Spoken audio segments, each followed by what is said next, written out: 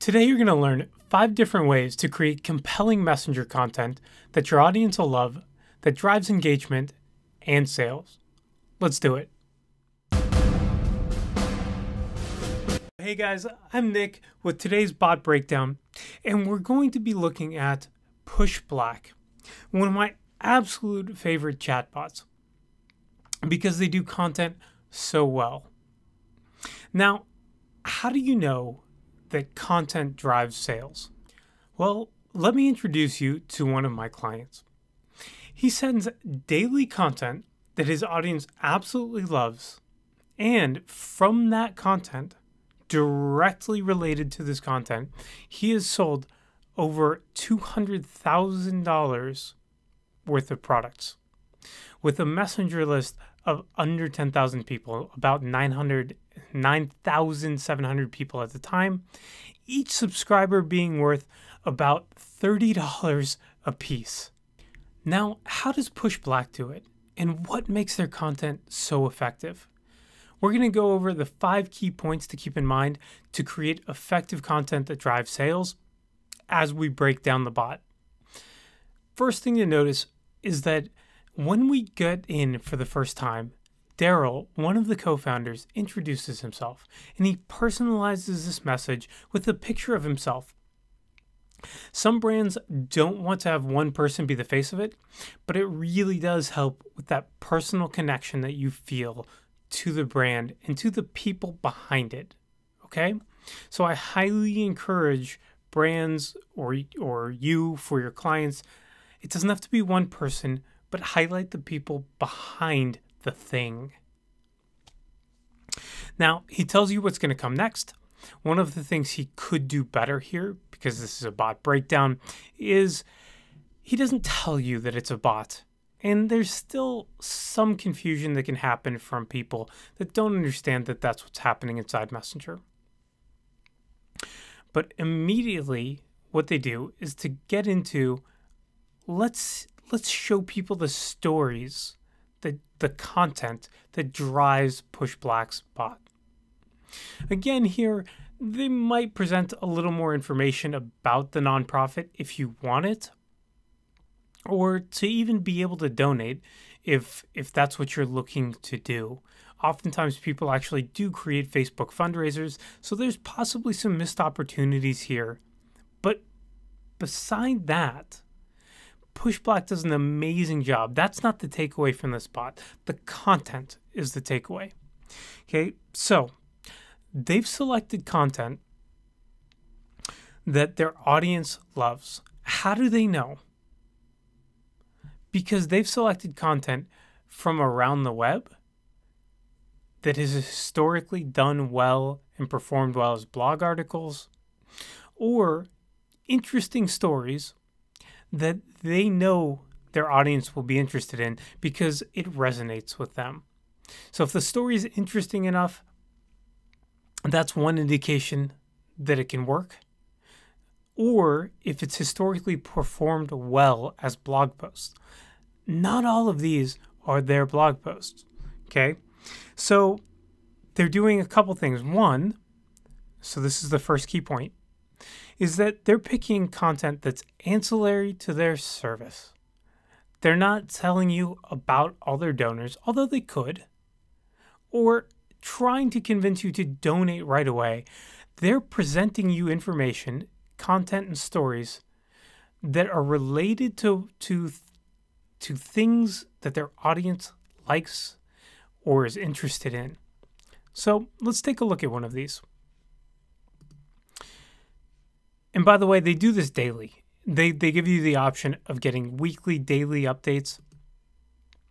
So we're going to click Get Started. And you can see that they're telling the story. This is repurposed content, okay? So that's the second point. So that's ancillary, and they're repurposing content. We talked about this just a moment ago. That has done well. It's not necessarily their own, but they know it's popular and resonates with their audience. You can use a tool like BuzzSumo to measure the engagement of a post. So BuzzSumo.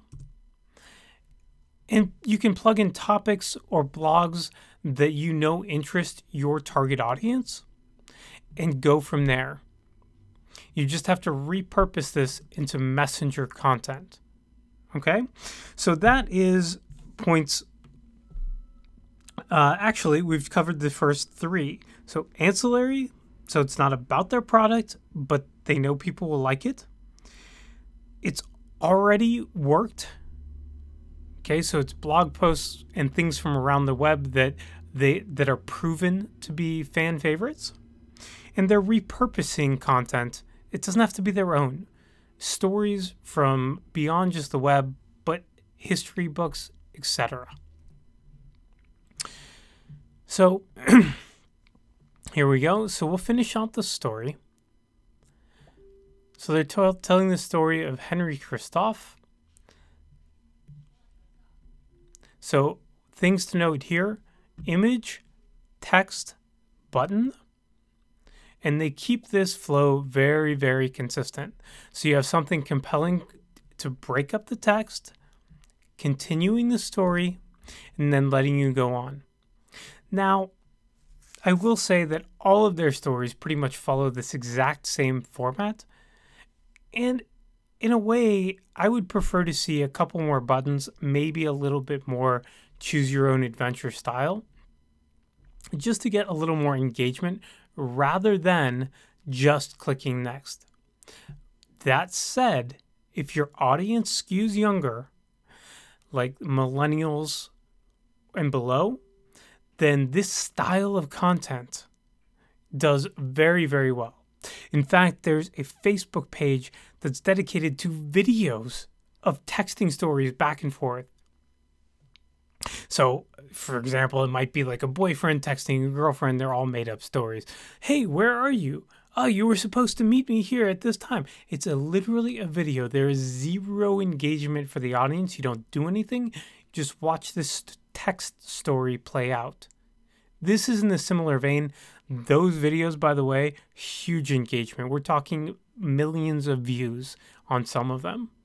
So again, if your audience is younger, this can actually work very well. Then they're going to ask you to share.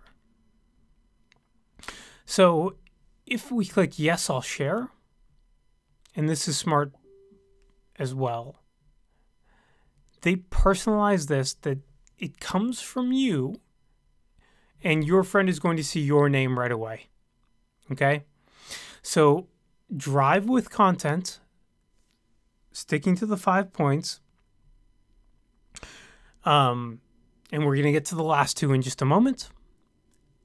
And make sure to try to encourage engagement beyond just your core audience. So sharing with their group. Then we say, okay, I've shared. Great. And here's where they start making an ask. They're going to ask us to donate. Now, pretty much every time that I've been in the bot, they've asked me to donate. I've mixed feelings about this. And by the way, this content is actually a bit long for me, all of this text. But this brings us to point 4. We want to measure engagement with our content. And then when we think we have a hot prospect, we do want to ask them for the sale or present the opportunity to purchase. In this case, they know since I've shared, I enjoy their content. I even shared it with my family or friends.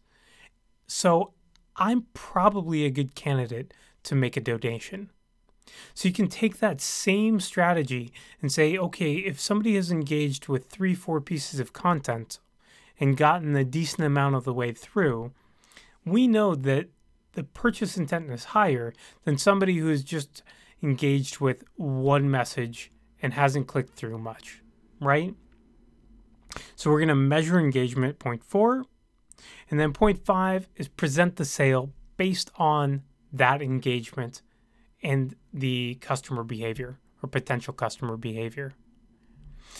So we can donate, and they're going to give us a couple different options to donate. all of this happens not because they're pushing out messages saying, donate now, please. We need your help. Donate, donate, donate. They're giving value in the form of stories and compelling information, content that people enjoy getting on a daily basis. Think Humans of New York, for example. But they don't have to create the content, which is very much the genius of this. They're just repurposing it and retooling it for Messenger. Okay? And you'll see that if we pushed on another story, it would be the exact same thing. And you can see I've received these a ton. These stories follow the exact same format. They're just told on a daily basis. All right? So recap, 5 points. 1, pick content that is not about your product, but about an interest of your audience.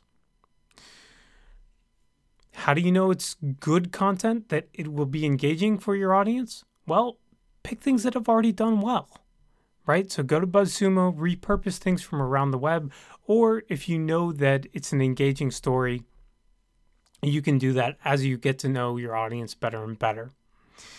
3, repurpose content from different sources. It doesn't have to be just blog posts. It doesn't have to be just your own. If you can add a twist to the story, that's perfectly fine and valuable. 4 is measure.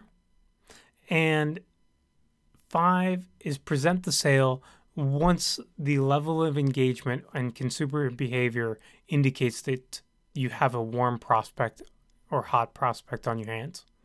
All right. Hope you enjoyed it. Talk to you guys again soon.